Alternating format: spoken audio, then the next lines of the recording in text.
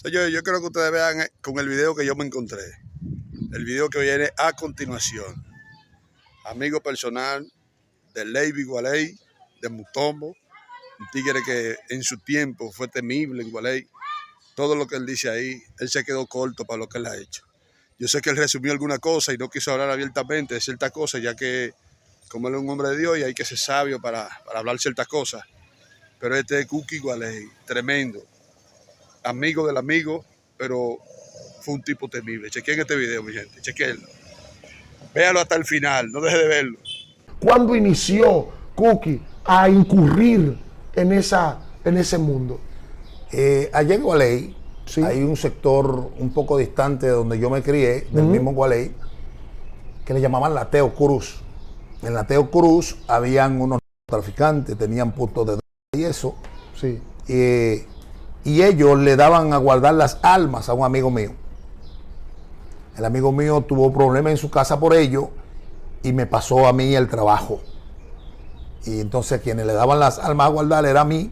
Yo me le llevaba para mi casa y le guardaba en mi casa. Pero de repente empiezo a tener problemas con los muchachos del barrio y empecé a engancharme las almas que me daban a guardar para meter terror, no para matar, sino para que vean que yo estoy armado. Y como no es normal en ese tiempo que un muchacho de mi edad tuviera un arma de fuego, no, fulano está armado, cuidado. Entonces, tratando de provocar eso, empecé a enganchármelo. Me enganchaba un revólver, me enganchaba una chacón.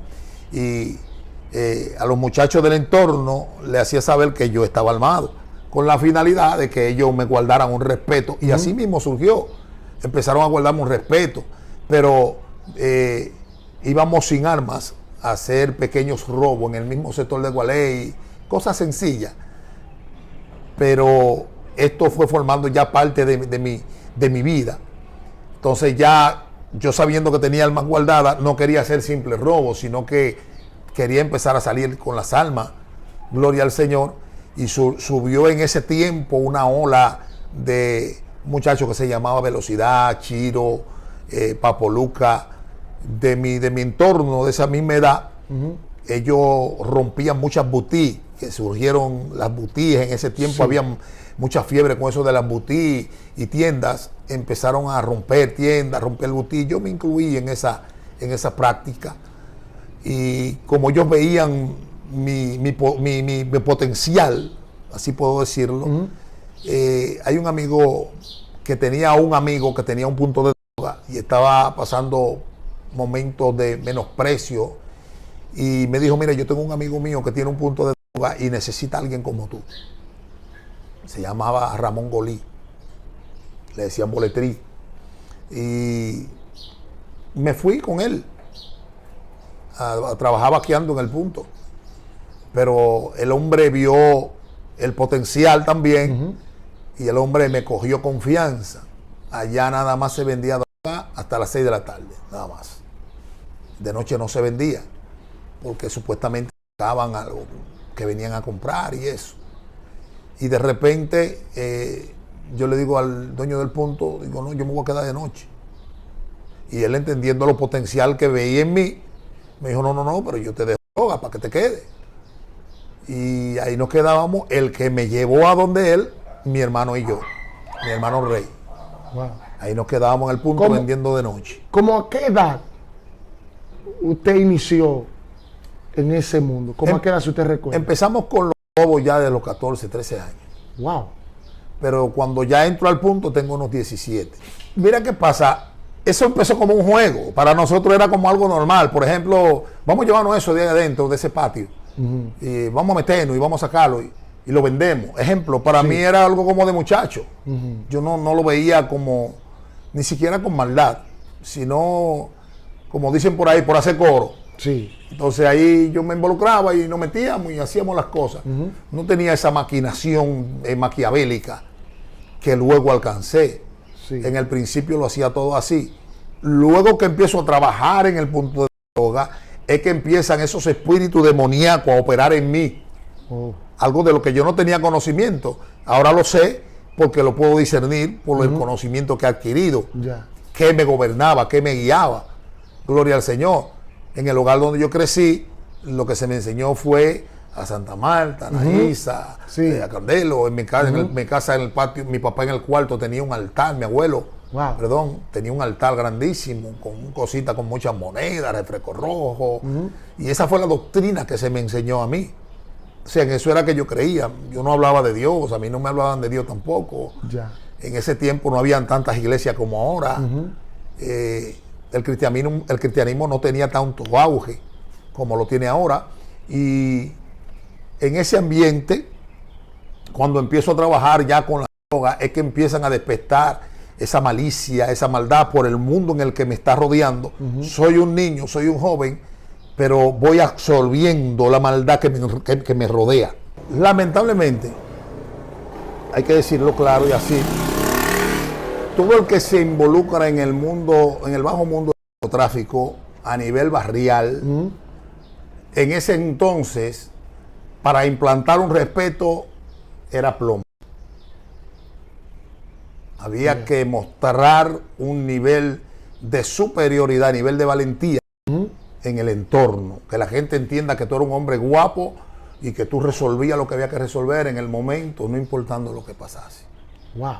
Entonces, yo venía con ese potencial que se requería en el momento. Quien me guiaba, el dueño del punto de vista, decía, ese muchachito tiene una sprint demasiado fuerte. Entonces, yo me hice su mano derecha, me cogió mucha confianza. Siempre estábamos ahí, siempre estaba ahí con él y me pasaba los días ahí porque yo trabajaba ahí hasta las 6 y cuando ellos se iban, entonces nos quedábamos nosotros atendiendo el punto. Mi pasadía era ahí. Entonces, se empezó a implantar ese respeto cuando eso, no es si casi nadie tenía en esa zona alma larga y yo tenía alma larga. Wow. Entonces, cuando veían eso, decían, este tipo es como un loco. Y cuando decían ahí viene la policía, yo me tiraba como Rambo y manipulaba y cogía para encima de donde estaba la policía, decían el tipo es loco. Entonces eso fue creando un personaje en el barrio, a tal punto que me llamaban Rambo. Fue creando un personaje o me decían como acá, porque veían que yo era como medio loco.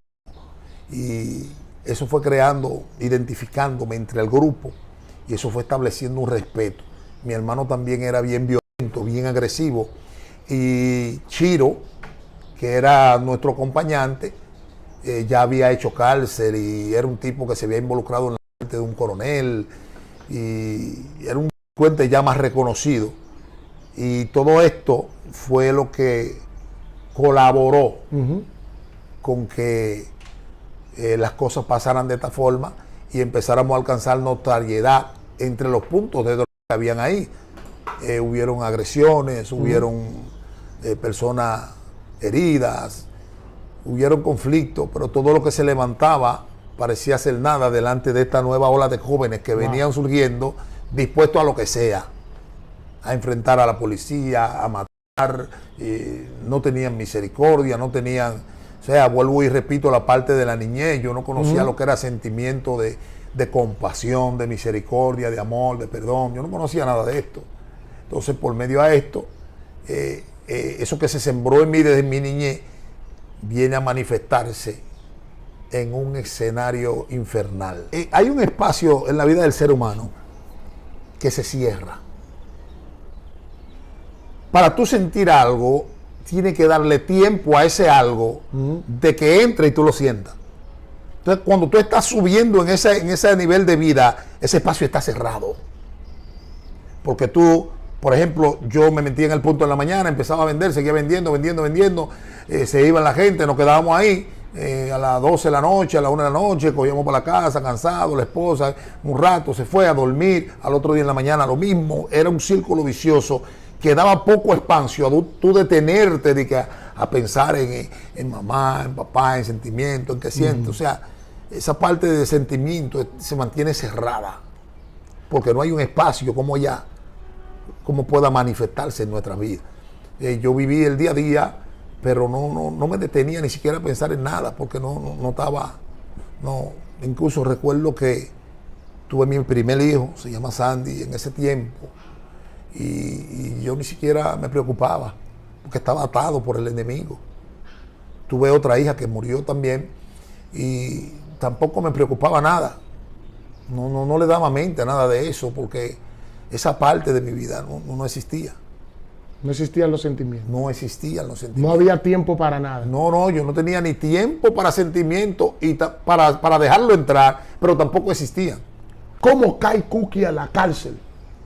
Bueno, en el año 1994 se armó una revuelta por la muerte de algunas personas en el barrio. Allá bajaron unas personas a hacer un negocio de 3 kilos, se me parece. Ahí se armó una balacera muy fuerte. Cuando se arma la balacera, el barrio queda policialmente invadido. Todo el mundo cierra los puntos de droga, no pueden estar, por aquí te salen por allí, el patrullaje por donde quiera. Varias personas fueron heridas en ese entonces. Incluso hay un sobrino de Florian que estaba involucrado en el asunto. Un traficante que se llama El Chino también estaba involucrado. Ahí hubo una trifulca muy fuerte. Entonces, eso fue cerca de diciembre. Y cuando se arma esta balacera, el barrio coge un calentón. El dueño del punto de me dice, yo no puedo vender más ahí porque es que esto está demasiado caliente. Yo le digo, yo voy a vender, yo tomo el reto. En ese entonces me entregan medio kilo de droga a mí, a Chiro y a mi hermano. Y decimos, no, vamos a abrir nosotros. Y abrimos el punto, atento a nosotros. Entonces, al poco tiempo de eso, yo caigo preso. Caigo preso y cuando voy a la cárcel me acusan de 2 muertos y una persona que había recibido un disparo en el arco del narcotráfico. Y voy a la Victoria, paso muchísimo en la cárcel, en el Palacio de la Policía me dan muchos golpes, me maltratan. Ellos sabían, porque dentro de nosotros había un confidente, un chivato como le llamaban, y ellos me dicen, tú eres la mano derecha de Ramón Golí, tú eres el que le paga a los empleados, tú eres su confianza, estamos claros contigo. Dino, ¿dónde está Ramón? ¿Dónde están las armas? Y yo siempre me negué. Usted sabe que el diablo es padre de mentira y eso es lo que le enseña, mentira. Sí. Y yo, como era dominado por él, vivía en ese mundo de mentira. Luego de eso, me someten y me mandan a la Victoria. Todo el odio que yo tenía, todo el rencor que había en mi corazón, se dirigió a una sola persona. O sea, yo no entendía que era yo el que estaba mal, sino que cuando me están dando golpes en el Palacio de la Policía, ellos cometieron un error y es que me permitieron ver al que me tiró para adelante, como dicen en el argot popular. Me permitieron ver a mi chivato, me permitieron ver a la persona que le declaró a ellos quién ciertamente era yo. Cuando yo vi a ese hombre, yo jamás pensé en nada más. Yo solamente pensé, lo voy a matar. A fulano esa mi mentalidad se dirigió total, yo no pensaba ni en victoria, ni en cárcel, ni en nada. Y ellos me decían, me daban muchos golpes por los pulmones, me daban con palos por la cabeza, por los tobillos, me decían, te vamos a malograr para mandarte a la Victoria. Me machacaban las manos para lisiarme de los dedos, para que yo no disparara más. Porque habían varios policías que habían sido heridos en ocasiones que ellos fueron allá a tratar de apresarnos. Varios policías salieron heridos. Entonces ellos decían que me iban a romper los dedos de las manos para que yo no vuelva a disparar jamás. Y cuando me mandan a la Victoria me mandan bien flaco, bien delgado. Y en la Victoria, usted sabe que en las cárceles todo se divide por barrios. Por ejemplo, la gente de Gualey están en la celda 1 y 2. Sí. La gente del mercado son las 3 y 4, así. Y había un grupo de gualeyanos que ya estaba allá, aparte de que yo venía con una manada de gente también junto por el mismo caso. Y llegó un grupo y allá nos recibieron la gente del barrio. Ah, no, fulano está ahí, ah, no, vengan.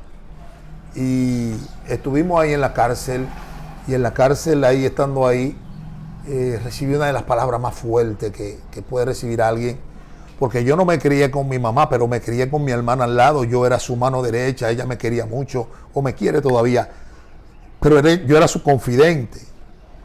Y recuerdo un día que fue de visita, y para ese entonces la cárcel no es como ahora, se cogía mucha lucha para entrar. Y Dios bendiga a Jacqueline donde quiera que esté. Ella vive en Estados Unidos. Y mi hermana Jacqueline, recuerdo que me dijo una palabra cerca de la puerta de entrada. Y me dijo, Cookie, mírame bien. Y yo creo que me va a decir algo bello, algo bueno, mi única hermana. Y me dice, mírame bien, porque yo para acá no vuelvo. Wow. O sea, la única persona en la que yo tengo esperanza, la única persona en la que yo tengo... Eso como que yo sentí como que el mundo se me cayó arriba. Me dijo, yo no vuelvo, aquí se coge demasiada lucha. Esa gente era el régimen de Díaz Pérez en ese entonces. Y esa gente maltratan a uno, ultrajan a uno, le hablan mal y eso. Y mi hermana era media ñoñita. Y yo le dije, no, está bien. Usted sabe, lleno de ego, lleno de rencor, de odio, de todo lo que sea negativo. Le dije, no, está bien, vete, no hay problema. Si tú quieres, te puedes ir ahora, vete. Y ella, entristecida, se fue cuando acabó la visita. Pero estando ahí, desde esa cárcel, se armó un conflicto y de ahí me trasladan a Valverde Mao. Cuando llego a Valverde Mao, llega un grupo de capitaleños, en su gran mayoría gualeyanos, porque hubo una gran trifulca, tuvieron que sacarnos de la Victoria por una escalera, el grupo. Wow. Y de ahí llegamos a Valverde Mao. Cuando llegamos a Valverde Mao, entonces después de un tiempo los capitaleños quieren que lo saquen de ahí porque está muy lejos de su familia y le cuesta recibir visitas. Entonces de ahí hacemos un motín.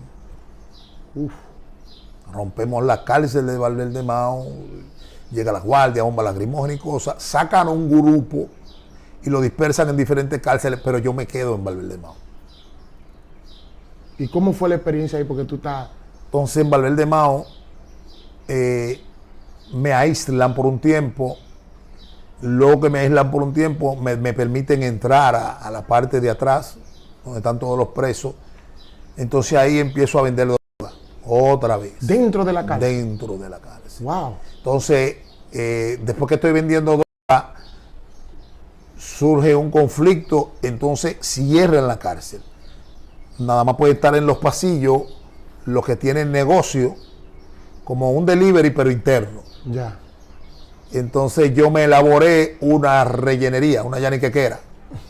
Me inventé una yaniquequera con la finalidad de tener acceso a toda la celda para poder seguir vendiendo.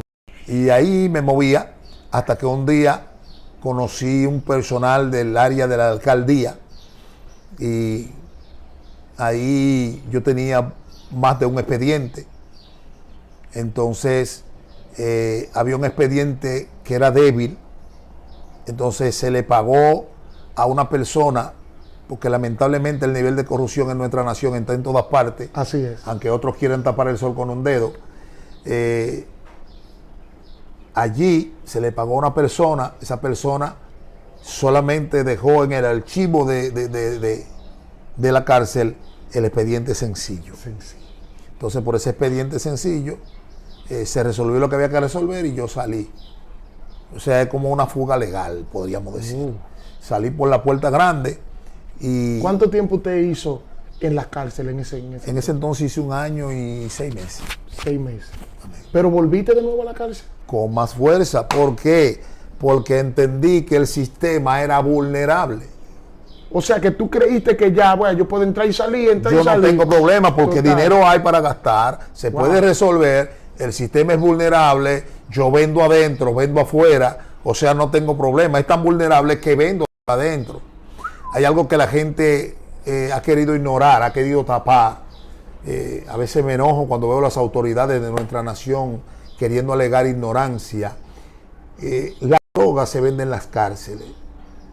En ocasiones usábamos mula, pero en ocasiones la entraba la misma policía que está ahí.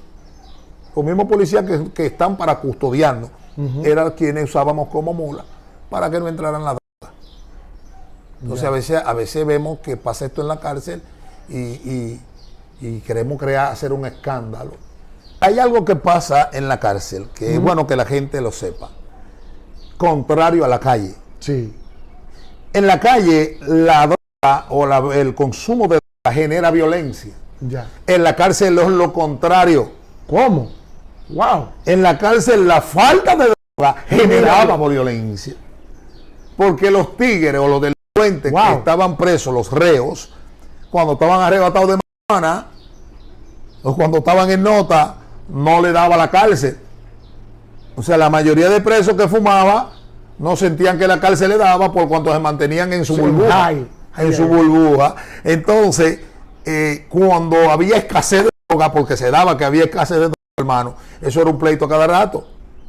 Los tigres jalando cuchillos y se peleaba constantemente cuando había escasez de droga. O sea, que se entendía que cuando había droga, la gente estaba tranquila. Pero mire qué terrible es Dios. Dios es tan poderoso que Dios lo que hizo fue usar un método más poderoso que la droga. Y es que Dios empezó a levantar iglesias en la cárcel. Antes de que las iglesias estuvieran en la cárcel, eso era gente a pelear para afuera cada rato y un motín a cada rato y las autoridades pasando un proceso de vida. Pero automáticamente empiezan a establecerse diferentes iglesias en el penal de la Victoria, por ejemplo, donde más iglesias hay a la actualidad. Automáticamente empiezan a surgir las iglesias, empiezan a menguar los problemas, pero también empieza a menguar la droga. O sea, el escenario, Dios hace entender que su poder es el que cambia, no el consumo de la droga. Wow. Terrible. Entonces, incluyéndome a mí, muchos de los que vendíamos ahora predicamos. Terrible. José Manuel Manén el Boricua, que tiene un centro aquí, era vendedor, pero ahora es predicador. Aún dentro de la cárcel, porque es mi padre espiritual. ¿Cómo usted pudo salir de ahí? ¿Qué fue lo que pasó? Háblame de esa parte. Mire qué pasa. Yo estaba viviendo en el área de Alaska. En Alaska, por la misma venta de droga, me calenté, como dicen en el algo popular. Y Matías, que era el comandante de ahí, me dice: yo te voy a mandar para el patio porque es que tú me tienes todo caliente. Y me mandaron para el patio. En el patio me mudé en la celda 1 y 2. Cuando me mudé en la celda 1 y 2, allá en la celda donde yo me mudé, empecé también a vender droga. Porque ese era mi estilo, la forma de yo recibir ingresos, era vender droga. Eso era lo que yo sabía. Ser sicario y vender. Entonces, cuando estoy en la celda 1 y 2, estando allí, hay unos jóvenes que todos los días a las 6 de la tarde daban una actividad que se llamaba 15 minutos de mi tiempo para Dios. Wow. Así que por eso yo le exhorto a los que predican que seamos persistentes. Si usted está dando una célula en algún lugar o está evangelizando en alguna área, no se preocupe porque usted no vea que nadie le haga coro ni que se conviertan. Siga predicando, sea persistente. Esta gente fueron persistentes, todos los días estaban ahí. Y un día hicieron como un culto especial porque tenían como un aniversario de esa actividad dentro de la celda, porque solo se hacía a las 6 de la tarde, ya estamos cerrados los presos. Y José Manuel Gómez Almonte, le decían Manén el Boricua. Él tiene una casa de acogida aquí para los adictos, de aquel lado de la pista. La cueva de Adulán, que le llaman. La cueva de Adulán. Ahí se trabaja con los adictos a la droga, personas que están desechados por la sociedad, por la familia, por todo. Ellos los reciben y le dan una ayuda espiritual, emocional, porque tienen un psicólogo y todo, y humanamente. Y se lo devuelven a la sociedad como hombre de bien. Trabajo terrible que está haciendo mi hermano José Gómez Monte. Y ese día él me dijo, me paré a saludarlo y me dijo: Cookie, hoy es tu día. Hay un muchacho que se llama Franklin Félix Morillo, que está allá en Higüey. Él formaba parte de ese grupo y un día me dijo: te voy a regalar una Biblia, ¿tú la recibes? Porque la gente para acercarse como que Y me dijo, ¿usted la recibe? Yo le decía, dámela, está bien. Tú así como por no dejar, hermano. Y yo no sabía que con esa Biblia estaba marcando mi vida. Santo. Y ya cuando yo me iba a dar un pase, yo miraba la Biblia y no me podía dar un pase perico al lado de la Biblia. Wow. Yo no entendía lo que estaba pasando, pero recuerdo que ese día, esa actividad, José Manuel me dijo, Cuqui, hoy es tu día. Tú sabes que yo también era igual que tú, pero yo estaba bajo el efecto de la droga, estaba empericado, hermano. Estaba bajo el efecto de la cocaína y me puse como eléctrico cuando él me habló de que ya era mi día. Digo, no, ¿qué es lo que tú me estás hablando? Me dice, tú sabes, conviértete, que Dios te está llamando. Y yo le dije, José Manuel, no me haga eso. Usted sabe, estaba transformado. Digo, no me haga eso, José Manuel, ¿cómo tú me haces eso? Tú no ves cómo que estoy. Y entonces él vuelve y me dice, no. Oye, tu día, digo, después. Pero ¿por qué para después si tú lo puedes hacer ahora? Yo entendía que recibiendo esa oración, ya yo iba a salir de él. O sea que usted se convirtió por salir del paso. Por salir del paso. Hermano, y la bendición más grande de mi vida fue esa oración. Yo le dije, está bien, ven. Oren por mí. Estaba Daniel Champani y él. Y ahí recibí la oración se levanté mi mano y recibí la oración. Y automáticamente oraron, se fue el efecto de la droga. Gloria a Dios. Porque hay gente que no ha querido entender que Hogar Crea hace un trabajo. Sí. Alcohólicos Anónimos hacen un trabajo y yo lo aplaudo el trabajo que hacen porque nadie quiere trabajar con esa clase de gente. Pero hay un trabajo específico que solamente el poder del Dios Gloria a Dios lo puede hacer.